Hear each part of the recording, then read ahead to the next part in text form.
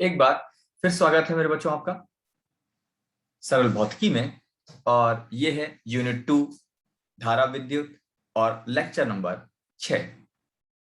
आज के लेक्चर में बच्चों हम क्या क्या डिस्कस करेंगे। आज हम सबसे पहले सीखेंगे सेल क्या होता है, फिर हम बात करेंगे सेल के विद्युत वाहक बल की, फिर हम बात करेंगे सेल के टर्मिनल विभवांतर की, फिर सेल के आंतरिक प्रतिरोध की, फिर ई, वी और आर यानी विद्युत वाहक बल, टर्मिनल विभवांतर और आंतरिक प्रतिरोध में संबंध निकालेंगे।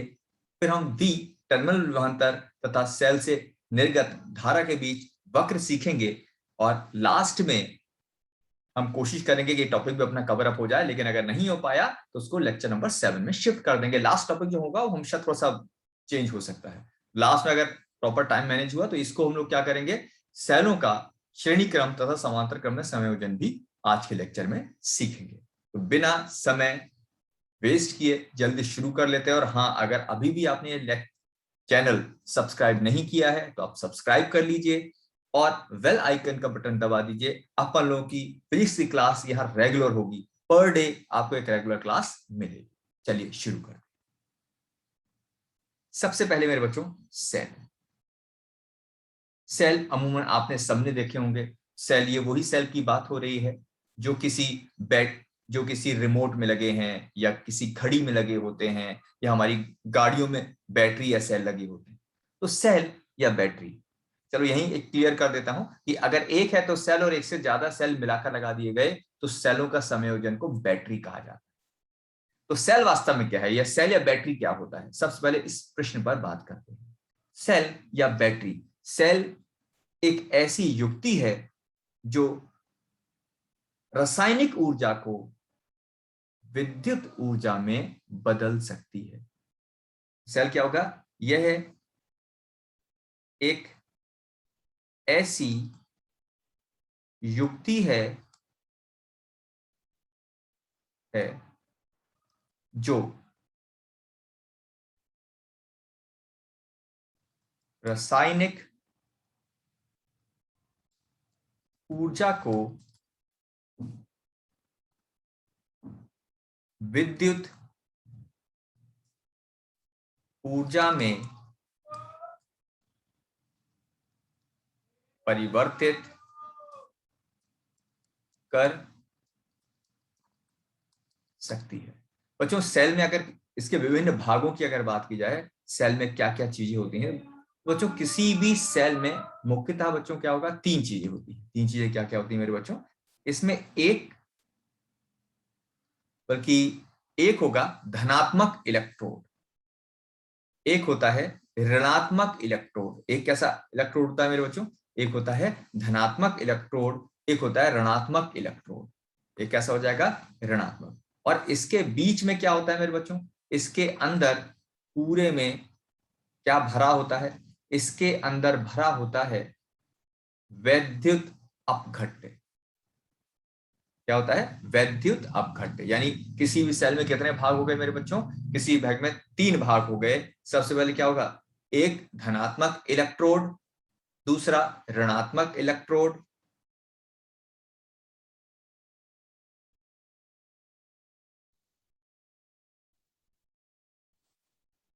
एक हो जाएगा ऋणात्मक इलेक्ट्रोड,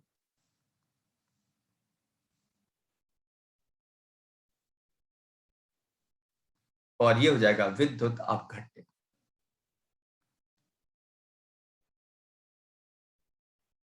इसको इंग्लिश में क्या कहते हैं, इसको बोलते हैं इलेक्ट्रोलाइट। इसे क्या कहा जाता है, इलेक्ट्रोलाइट। ये तो क्या सेल। अब आते हैं सेल का विद्युत वाहक बल। अब हम क्या सीखेंगे बच्चों, सेल का विद्युत वाहक बल। सेल का विद्युत वाहक बल, सेल का विद्युत वाहक बल जिसको क्या बोलते हैं, इलेक्ट्रोमोटिव फोर्स, इंग्लिश में बोलते हैं इसको इलेक्ट्रोमोटिव फोर्स, या शॉर्ट में ईएमएफ। अब ये सीखते हैं कि सेल का विद्युत वाहक बल बच्चों क्या हो। जैसे मान लेते हैं मेरे बच्चों, ये मेरे पास एक सेल है। ये क्या मान लेते हैं, एक सेल मान लेते हैं। ये एक सेल है, सेल में एक प्लस और एक माइनस, ठीक है। और अंदर क्या भरा होगा, अंदर भरा होगा इलेक्ट्रोलाइट, विद्युत अपघट्य, ठीक है मेरे बच्चों। अब क्या होगा, मान लेते हैं इसके दोनों सिरों को एक तार से, एक प्रतिरोध से जोड़ दिया हमने। अब जैसे इसको जोड़ेंगे तो क्या होगा, जैसे ही जोड़ेंगे तो इसमें क्या होगा, इसमें आवेश बहना शुरू हो जाएगा। जो आवेश है वो क्या होगा, इस तरह से बहना शुरू हो जाएगा। और वो कहां कहां चलेगा, पहले तो जाएगा देखो एक टर्मिनल से होता हुआ, कहां मूव करेगा, देखो एक टर्मिनल से होता हुआ वो दूसरे टर्मिनल, टर्मिनल मतलब सिरे, जो उसके सिरे है ना ए और बी। तुमने अक्सर देखा होगा कि जो बैटरी वगैरह होती है ना, उसमें क्या होगा, ऐसे क्लिप जैसे होते हैं और उनको क्या किया जाता है, उनको ऐसे ऐसे लगा दिया जाता है। तो क्लिप को जहां फंसाते हैं, क्लिप को जहां जोड़ते हैं, जो पॉइंट निकले हुए होते हैं ना, उनको टर्मिनल कहा जाता है। तो यहाँ बैटरी के दो टर्मिनल हो गए, एक ए हो गया और एक बी हो गया। अच्छा, उसके बाद ये जो आवेश है, ये क्या होगा, ये वैद्युत अपघट्य के अंदर से होता हुआ ए से वापस कहां पहुंचेगा, वापस पहुंचेगा ए। यानी ए से चलेगा और वापस बाहर घूमेगा पहले, और फिर अंदर वैद्युत अपघट्य के होते हुए फिर से ए पर पहुंच जाएगा। ठीक, आवेश ये क्या है जो छोटे छोटे बनाया है, ये क्या है, आवेश वाहक, आवेश वाहक है।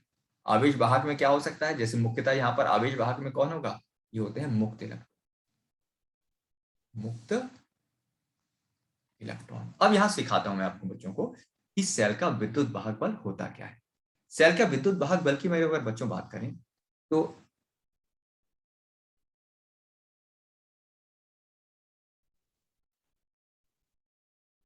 सेल का विद्युत वाहक बल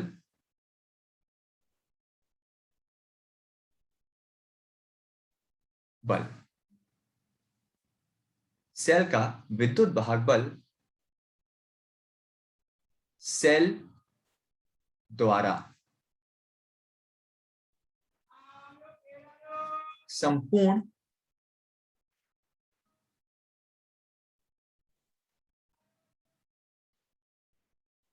परिपथ में, सेल का विद्युत वाहक बल सेल द्वारा संपूर्ण परिपथ में एकांक आवेश को बहाने में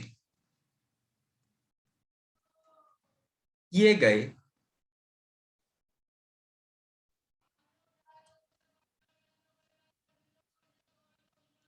कार्य के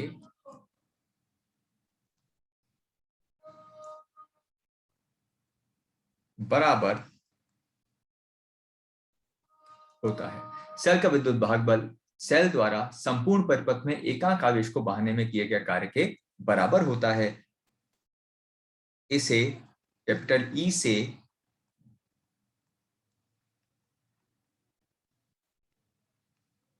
प्रदर्शित करते हैं। और ई का बच्चों सूत्र पता क्या होगा, देखो ई का सूत्र क्या हो जाएगा, ई का सूत्र होता है ई बराबर डब्ल्यू बटे क्यू। ठीक, यहां ध्यान रखिएगा मेरे बच्चों, जो डब्ल्यू है ये क्या है, पूरे संपूर्ण परिपथ का मतलब बच्चों पता क्या होता है, संपूर्ण परिपथ का मतलब होता है कि ए से शुरू करें और पहले बाहर बाहर जाएं और फिर वैद्युत अपघट्य के अंदर से भी जाएं। ठीक, अच्छा, इसका मात्रक क्या है, मात्रक मेरे बच्चे आराम से समझ पहुंचे होंगे। इसका मात्रक क्या होता है, इसका मात्रक बच्चों बोल्ट होता है। मात्रक क्या होगा, बोल्ट होता है। ठीक है, डब्ल्यू क्या होगा, इसको डब्ल्यू टी लिख दे रहे हैं। डब्ल्यू टी का मतलब संपूर्ण कार्य। इसको मैं एक उदाहरण से मेरे बच्चों को और सिखाता हूं। यदि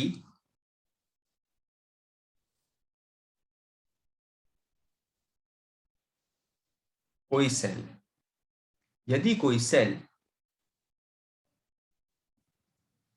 संपूर्ण परिपथ में, यदि कोई सेल संपूर्ण परिपथ में एकांक आवेश को प्रवाहित करने में 5 जूल कार्य करे तो सेल का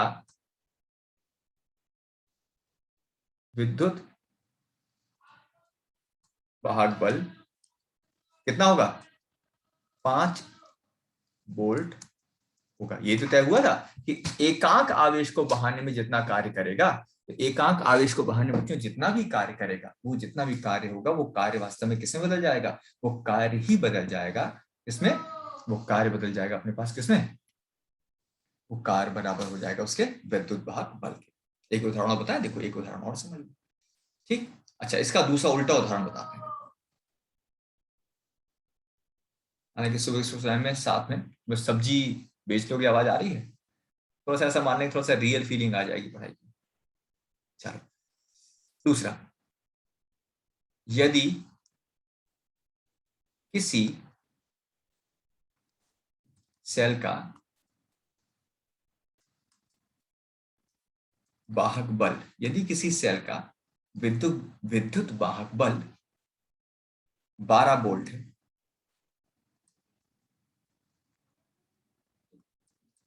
इसका अर्थ है कि सेल, इसका अर्थ है कि सेल एक यानी एकांक आवेश को संपूर्ण परिपथ में बहाने में, सेल एकांक आवेश को संपूर्ण परिपथ बहाने में 12 जूल कार्य करेगा। ठीक है बच्चों, तो ये क्या हो गया? ये तो हो गया सेल का विद्युत वाहक बल। चलिए अब हम आ जाते हैं अपन लोग, अब क्या सीखते हैं? देखो हम सीखेंगे टर्मिनल विभवांतर।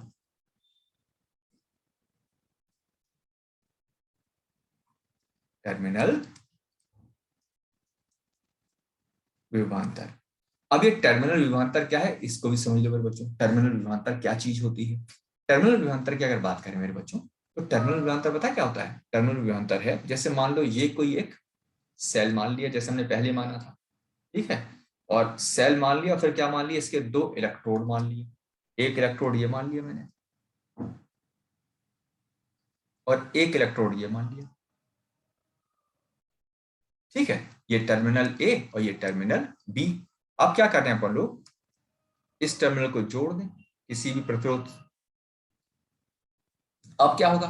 अब यहां पर टर्मिनल विभवांतर का मतलब है कि अगर कोई भी आवेश कहां से गति करे, एक टर्मिनल से जाए और गति करता हुआ कहां पहुंचे, अब पूरे परिपथ में नहीं घूमना है, अब पूरे परिपथ में नहीं घूमना है, अब केवल एक टर्मिनल से दूसरे टर्मिनल तक जाना है। तो कोई भी सेल एकांक आवेश को एक टर्मिनल से दूसरे टर्मिनल तक ले जाने में जितना कार्य करता है, वह कार्य क्या कहलाता है? वह कार्य इस बार किसके बराबर होगा? टर्मिनल विभवांतर। देखो समझना, जब हम विद्युत वाहक बल की बात करेंगे तो संपूर्ण परिपथ लिखा है, देखो संपूर्ण परिपथ। लेकिन जब हम बात करेंगे टर्मिनल विभवांतर की, तो संपूर्ण परिपथ नहीं कहेंगे, केवल एक टर्मिनल से दूसरे टर्मिनल तक। तो हम क्या बोलेंगे? देखो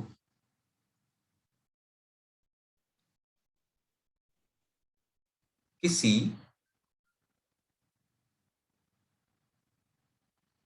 सेल का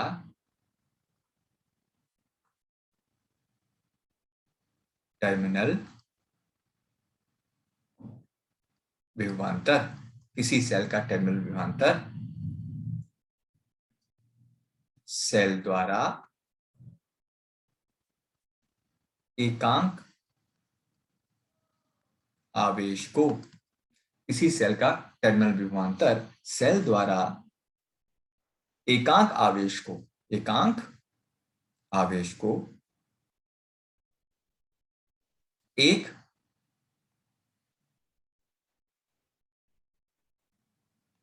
टर्मिनल से दूसरे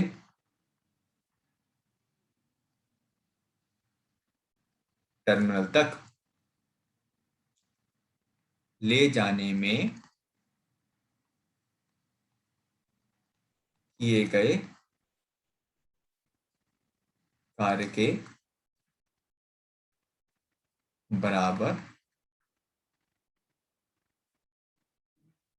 होता है। इसी सेल का टर्मिनल विभवांतर सेल द्वारा एकांक आवेश को एक टर्मिनल से दूसरे टर्मिनल तक ले जाने में किए गए कार्य के बराबर होगा। इसे V से प्रदर्शित करते हैं। V बराबर क्या होगा? अब V बराबर हो जाएगा WAB बटे Q। ठीक है। अच्छा, एक बड़ा स्पेशल पॉइंट और सीख लेते हैं बच्चों। स्पेशल पॉइंट क्या है? जब हम टर्मिनल विभवांतर की बात करेंगे तो हमेशा याद रखना मेरे बच्चों, टर्मिनल विभवांतर दो होते हैं। एक होता है बाह्य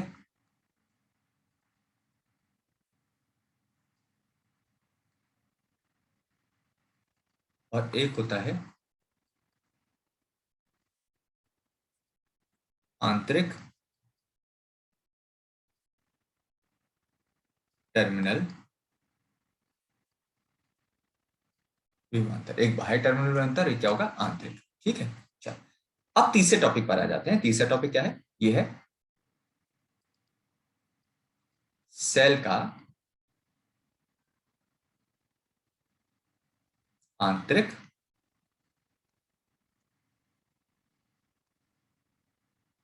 प्रतिरोध। सेल का आंतरिक प्रतिरोध। अब सेल का आंतरिक, जैसा कि नाम है, सेल का आंतरिक प्रतिरोध मतलब सेल के अंदर जो भरा है उसका प्रतिरोध। और सेल के अंदर भरा कौन है? सेल के अंदर भरा है विद्युत अपघट्य।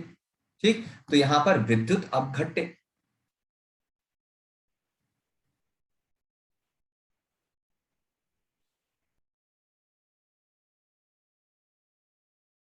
सेल का आंतरिक प्रतिरोध। सेल का आंतरिक प्रतिरोध मतलब क्या होगा? सेल के अंदर क्या भरा होता है? विद्युत अपघट्य। तो कोई भी सेल का विद्युत अपघट्य अपने अंदर से धारा के प्रवाह का जो विरोध करता है, कोई भी सेल का जो विद्युत अपघट्य है वो अपने अंदर से धारा के प्रवाह का बच्चों जितना विरोध करता है, उस विरोध का नाम क्या है? सेल का आंतरिक प्रतिरोध। यानी इसकी परिभाषा क्या हो जाएगी?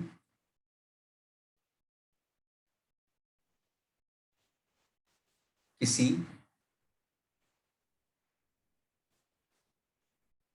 सेल के भीतर स्थित विद्युत घट्ट, किसी सेल के भीतर स्थित विद्युत अपघट्य अपने मतलब सेल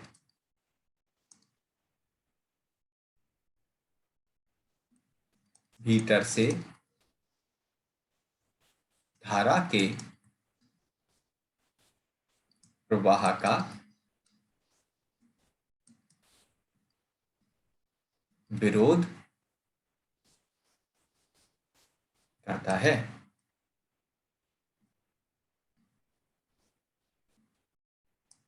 विद्युत अपघट्य द्वारा विद्युत अपघट्य द्वारा प्रदान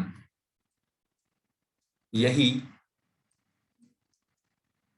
अवरोध सेल का आंतरिक प्रतिरोध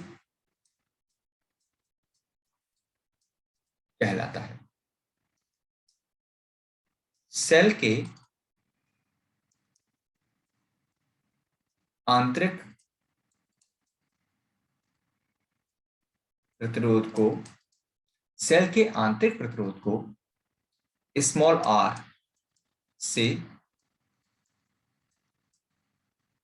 प्रदर्शित करते हैं। यानी सेल के अंदर जितना भी प्रतिरोध होगा बच्चों, उसको कैसे प्रदर्शित किया जाता है मेरे बच्चों? उसको स्मॉल r से प्रदर्शित करते हैं। ठीक है। अब यहाँ एक बड़ी मुख्य बात और सिखाता हूं मेरे बच्चों को कि सेल का जो आंतरिक प्रतिरोध है वो किन बातों पर निर्भर करता है।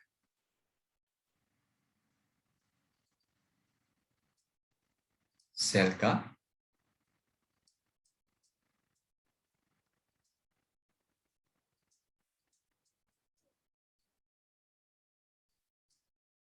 आंतरिक। अब देखो ये सेल का आंतरिक प्रतिरोध किन किन बातों पर निर्भर करता है, समझना और सुनने।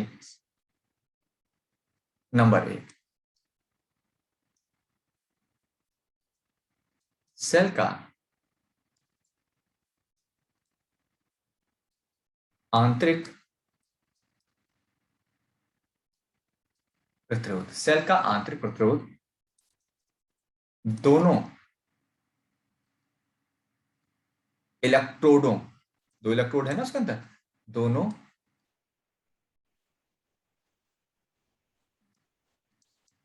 इलेक्ट्रोडों के बीच की दूरी के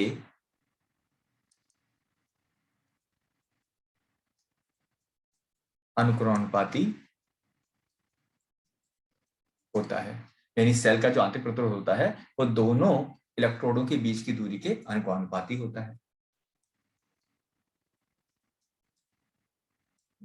सेल का,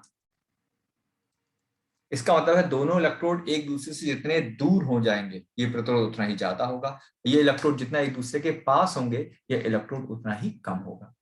सेल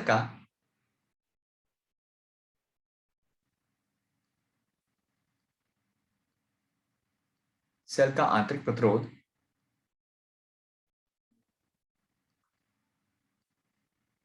सेल के इलेक्ट्रोडों के डूबे हुए क्षेत्रफल के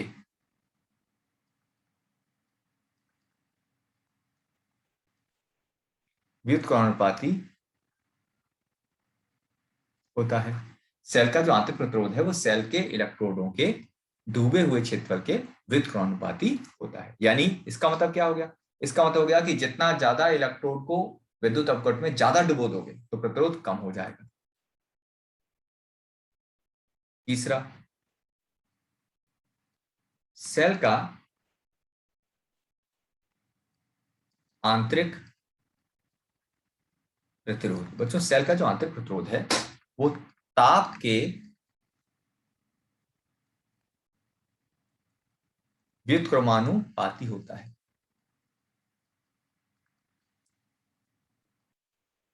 सेल का आंतरिक प्रतिरोध ताप के व्युत्क्रमानुपाती। अच्छा, ताप के व्युत्क्रमानुपाती का मतलब पता क्या हुआ? ताप के व्युत्क्रमानुपाती का मतलब हो गया कि ताप ज्यादा तो प्रतिरोध कम, और ताप कम तो प्रतिरोध ज्यादा, यानी इनके बीच का संबंध उल्टा हो। ठीक है बच्चों। और चौथा, सेल का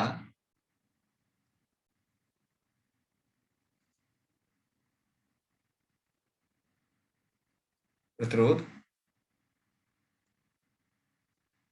विद्युत अपघट्य की सांद्रता के अनुक्रमानुपाती होता है। सांद्रता के अनुक्रमानुपाती का मतलब पता है क्या होगा बच्चों? कि जितना ज्यादा वो गाढ़ा होगा, सांद्र होगा, उतना ही उसका प्रतिरोध भी कैसा होगा? ज्यादा। ठीक, चलो अब आगे बढ़ते हैं। अब हम सीखेंगे क्या, देखो अब नेक्स्ट टॉपिक में सीखेंगे ई यानी विद्युत वाहक बल, वी या टर्मिनल विभवांतर, और आंतरिक प्रतिरोध में संबंध। हम क्या सीखेंगे? इसके बीच में संबंध सीखेंगे। ठीक है बच्चों, ये बहुत आसान संबंध है, बहुत आसान से। देखो कैसे, मान लेते हैं मेरे बच्चों कि ये क्या है, कि ये कोई एक सेल मान लेते हैं, ये कोई एक सेल मान लेते हैं। ठीक है बच्चों, और इसके अंदर ये है दो इलेक्ट्रोड, ये दो इलेक्ट्रोड मान लेते हैं, एक धन और एक ऋण। ठीक, और उसके बाद क्या होगा, इसके बीच में जोड़ देते हैं एक प्रतिरोध, और क्या बहा देते हैं, मान लेते हैं इसने जैसी जोड़ देंगे तो क्या होगा, इसके अंदर आवेश बहना शुरू हो जाएगा इस तरह से। ठीक, तो थोड़ी भाषा लिख दें। माना ई विद्युत वाहक बल का एक सेल है। यदि सेल Q आवेश को पूरे परिपथ में प्रवाहित करे, माना E विद्युत वाहक बल का एक सेल है और यदि सेल Q आवेश को पूरे परिपथ में प्रवाहित करे करे तथा सेल द्वारा किया गया कुल कार्य W हो, तो यह कार्य दो भागों में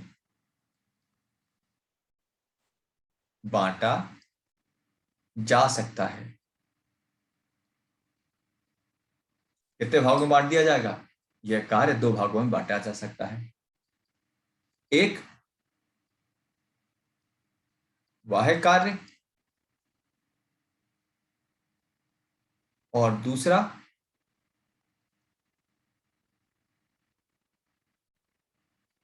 आंतरिक कार्य। नहीं, अच्छा, कार्य को कितने भागों में बांट दो? कार्य को दो भागों में बांट दो। एक बाहर आवेश को भगाने में काम किया और एक उसके विद्युत अपघट के अंदर। तो कुल कार्य बराबर क्या हो जाएगा? W बराबर W बाह्य बस W आंतरिक। दोनों पक्षों को या दोनों पक्षों में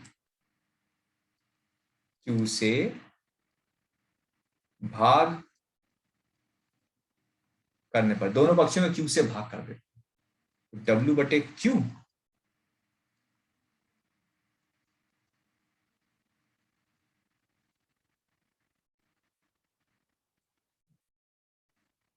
ठीक है बच्चों। अच्छा, अब W कुल कार्य, टोटल कुल कार्य बटे Q, तो हम ये पहले को पढ़ चुके हैं, एक बार फिर समझ लो। कुल कार्य की जब बात की जाएगी तो कुल कार्य बटे Q हो जाएगा EMF, यानी विद्युत वाहक बल, और एक टर्मिनल से दूसरे टर्मिनल यानी बाह्य, ये हो जाएगा टर्मिनल विभवांतर। ठीक है, इसके हिसाब से क्या हो गया? देखो ये पूरा क्या बन गया, ये जो पूरा आप देख रहे हो, ये जो देख रहे हो, ये क्या बन गया? ये तो हो गया विद्युत वाहक बल। ये क्या हो गया? बाह्य टर्मिनल विभवांतर। और ये क्या होगा? ये भी टर्मिनल विभवांतर हुआ, लेकिन कौन सा?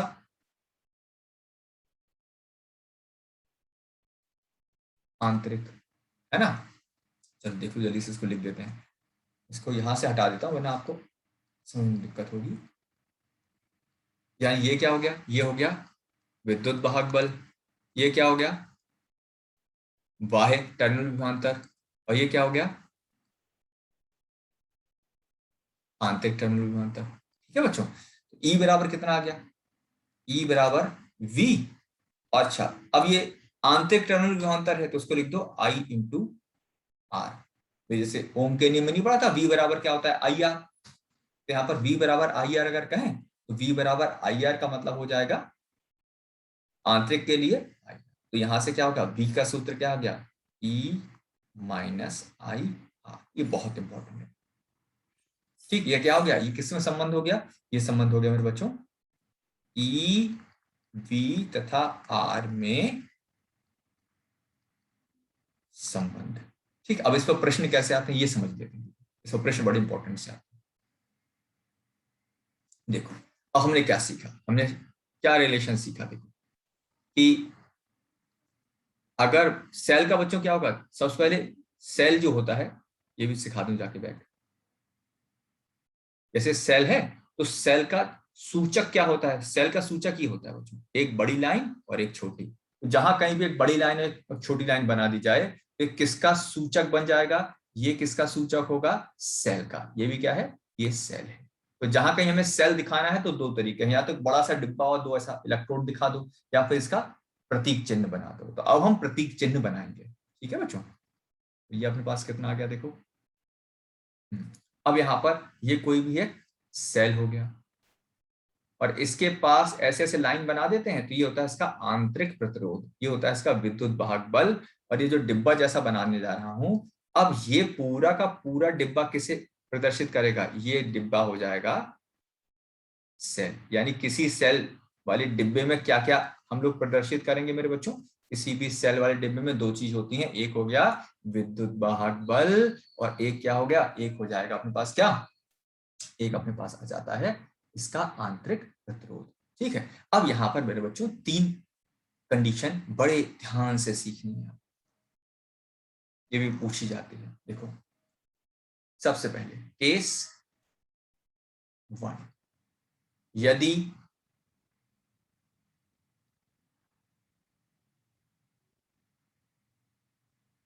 सेल यदि सेल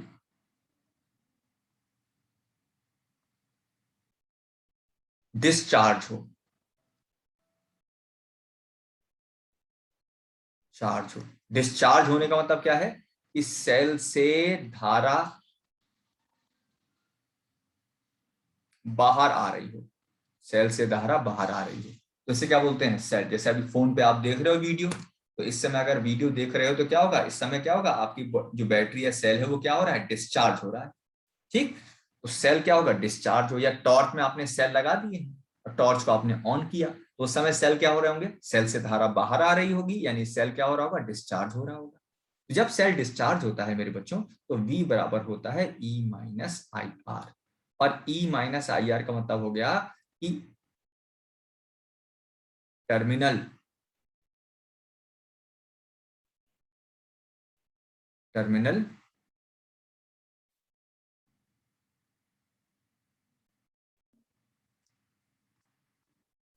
इसका मतलब हो जाएगा मेरे बच्चों टर्मिनल विभवांतर छोटा होता है विद्युत वाहक बल से, यानी V का मान क्या होगा, E।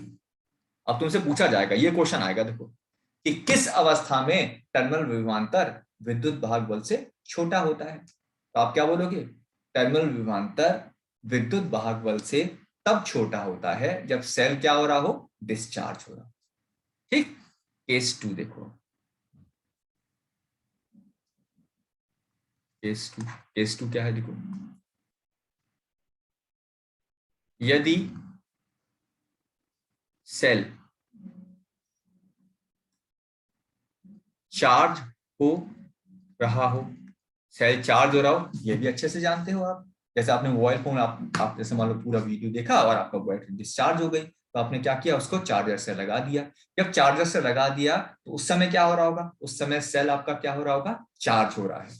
सेल चार्ज होने का मतलब पता है क्या होता है, जो सेल चार्ज होने का मतलब है अब सेल से धारा बाहर नहीं आ रही है, सेल के अंदर धारा। जैसे मान लो बिल्कुल वैसे ही है कि जैसे क्या किया तुमने, पानी की बोतल भरी है ना, एक हो गया पानी की बोतल है, तो तुमने क्या किया, पानी की बोतल को खाली किया, पानी उससे पीना शुरू किया। तो अगर बोतल सेल मान लें और पानी उससे ऐसे पी रहे हो आप, तो पानी, वो जो पानी है यानी आवेश है, उससे बाहर आ रहा है, तो बोतल डिस्चार्ज हो रही है। लेकिन अब आप क्या किया, बोतल खाली हो गई, तो फिर पानी भरने के लिए फिर आपने नल के नीचे लगा दिया। जब नल के नीचे लगा लिया तो अब बोतल में से पानी बाहर नहीं आ रहा है, बोतल के अंदर जा रहा है पानी। और जब बोतल के अंदर पानी जा रहा है तो बोतल क्या होती होगी, बोतल उसमें क्या हो रही है, वो चार्ज हो रही है। ठीक है, तो वैसे क्या होगा, जब सेल कैसा हो, चार्ज हो रहा है, तो धारा की दिशा बदल जाती है मेरे बच्चों। तो हाँ, V का मान पता है क्या होता है, Y का मान होता है E माइनस, अब यहाँ पर माइनस आई इंटू आर, धारा की दिशा बिल्कुल उल्टा, तो सूत्र होता है V equals to E plus I are.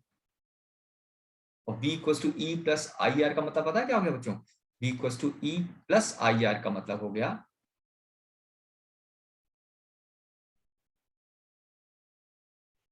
V equal to E plus I R का मतलब है अब V का मान यानी टर्मिनल विभवांतर का मान विद्युत वाहक बल से अधिक होगा।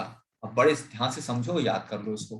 कोई पूछे टर्मिनल विभवांतर कब विद्युत वाहक बल से छोटा होगा, छोटा होगा, तो बोलेंगे जब सेल डिस्चार्ज हो रहा है। और कोई पूछे टर्मिनल विभवांतर कब विद्युत वाहक बल से बड़ा होगा, केस नंबर 2, V का मान E से बड़ा होगा जब सेल क्या हो रहा हो, चार्ज हो रहा हो। और ये बोर्ड के लिए सबसे इंपॉर्टेंट है, केस 3।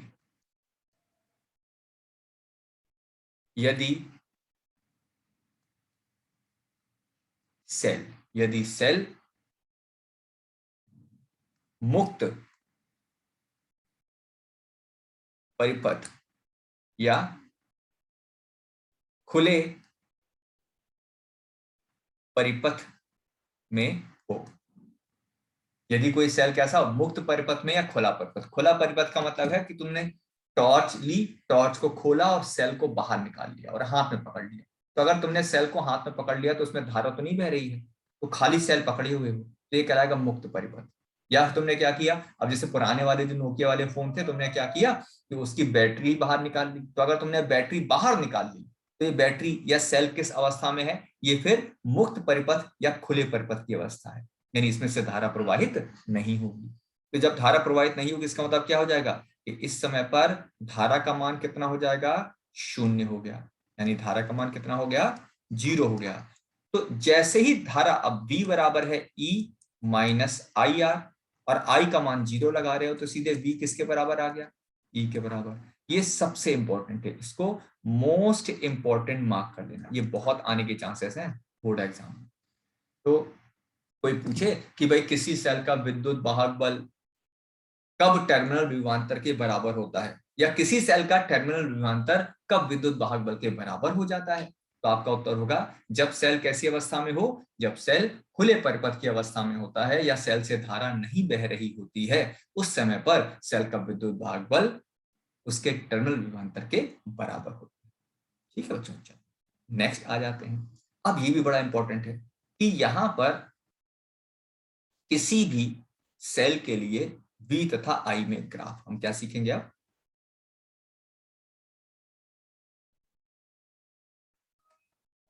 सेल के लिए I में ग्राफ। बच्चों सेल के लिए V तथा I में ग्राफ, ये ध्यान रखना, सेल के लिए V और I में ग्राफ। तो देखो सुनो, V बराबर क्या सूत्र है, E माइनस आई आर। तो इसको ऐसे लिख दो, V बराबर माइनस का आई आर प्लस ई। इसको ऐसे लिख दो, माइनस का आर आई प्लस ई। कोई फर्क तो नहीं है, देखो एक ही बात है। अब इसकी तुलना करो, समीकरण की तुलना किससे तुलना करेंगे मेरे बच्चों, इसकी तुलना करेंगे y बराबर माइनस एम एक्स प्लस सी। ये सरल रेखा की समीकरण है, ये किसकी समीकरण होती है, सरल रेखा से करने पर। तो उसकी तुलना करोगे तो ग्राफ कैसा आएगा, इसका ग्राफ भी कैसा आएगा, सरल रेखा। अच्छा ये ना, ये आपसे कोई नहीं पूछेगा ग्राफ क्यों आया, आपसे सीधे पूछा जाएगा वी और आई का ग्राफ बनाओ। तो यहाँ सबसे जरूरी है आपको ग्राफ बनाना आना चाहिए। ठीक है, तो ग्राफ कैसा बनेगा मेरे बच्चों, ग्राफ बनेगा इस तरह से, या बस ग्राफ बनाना सीख लो। कोई पूछे कि किसी सेल का टर्मिनल विभवांतर और उससे बहने वाली धारा में ग्राफ कैसा आता है, तो ये जो मैंने सीधे हाथ की तरफ ग्राफ बनाया है इसको नोट कर लेना। ठीक है मेरे बच्चों, और इस ग्राफ में सबसे अच्छी बात क्या है, देखो इस ग्राफ की अगर बात करें तो यहाँ पर क्या हो जाएगा, जब भी आपसे कहा जाए कि इस ग्राफ में विद्युत वाहक बल कितना होगा, तो यहाँ पर जो भी कुछ लिखा होगा, यहाँ जो भी मान लिखा होता है वो किसके बराबर होता है, विद्युत वाहक बल के बराबर। ठीक है बच्चों, और कभी भी क्या कहा जाए, इस ग्राफ में कहा जाए कि यार ये कौन सा बिंदु है, ठीक, तो यहां पर क्या होगा, और पूछा जाए इससे आंतरिक प्रतिरोध कैसे निकाल सकते हो, आंतरिक प्रतिरोध कैसे निकालें, तो उसका मैं आसान तरीका बताता हूं। अगर ये दूरी मेरे बच्चों y हो और ये मान x हो, तो आंतरिक प्रतिरोध यानी स्मॉल r सीधे किसके बराबर कर देना, y बटे x के। अब मुझे मालूम है कि ये चीज थोड़ी कम कम समझ में आई होगी, तो मैं इसको एक उदाहरण से मेरे बच्चों को सिखाता हूँ।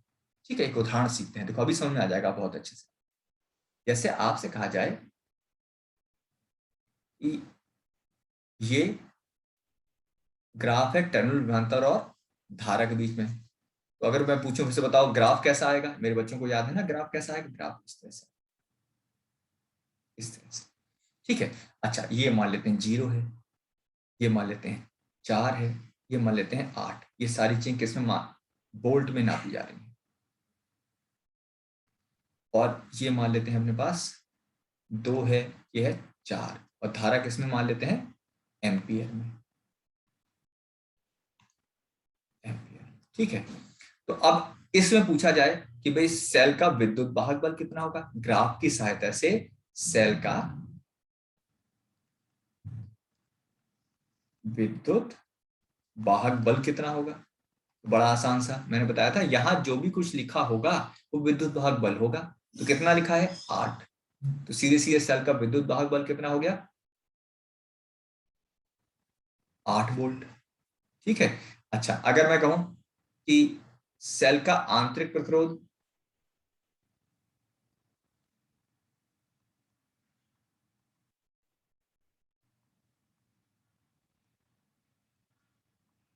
तो सेल का आंतरिक प्रतिरोध कैसे निकालेंगे, देखो बड़ा आसान सा। सेल का आंतरिक प्रतिरोध क्या बताया था, ये दूरी जितनी दे रखी है और ये जो दूरी दे रखी है, इसको मान लो y और इसको कह दो x। तो y कितना हो गया 0 से लेकर 8 तक, तो सीधे y 8 के बराबर हो गया। और 0 से लेकर यहां तक आ गए, ये किसके बराबर हो गया, x हो गया 4। तो r बराबर क्या होता है, y बटे x, यानी 8 बटे 4 यानी 2 ओम। अच्छा मुझे लगता है कि एक क्वेश्चन मेरे बच्चे और करना चाहेंगे इसका। चलो एक क्वेश्चन और करते हैं, यही क्वेश्चन दोहराते हैं दूसरे मान के लिए। अब अगर समझ में आ गया है तो जल्दी से बताना मेरे बच्चों। ये आएगा बोल्ट। आप जल्दी से अपने पास कॉपी पे नोट कर लेना इसका आंसर, फिर जो मैं आंसर दूं उससे मिलान करना, या आपने सही सोचा कि गलत सोचा। और ये मान लेते हैं बच्चों, ये चैनल सब्सक्राइब करना नहीं भूलना। और थोड़ा सा ये है कि जो बच्चे आपके साथ में हैं सहयोग में, अपने फेसबुक पर जो भी आप सोशल मीडिया यूज करते हो, एक बार क्या करो थोड़ा सा लोगों को बताओ कि यार ये एक चैनल ये भी चल रहा है। उससे क्या हो जाएगा, उससे जो लोग इसका उपयोग नहीं कर पाए वो भी उपयोग कर पाएंगे, थोड़ा फिजिक्स सीख पाएंगे, है ना, इसमें कोई बुराई तो नहीं है बच्चों। इसलिए थोड़ा सा, अब यहां पर मैं कहूं कि भाई इसमें सेल का विद्युत वाहक बल कितना,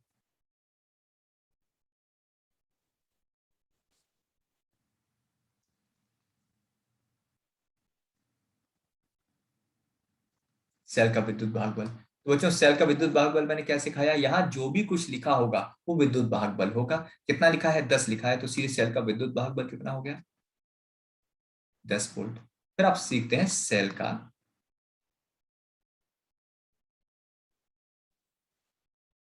आंतरिक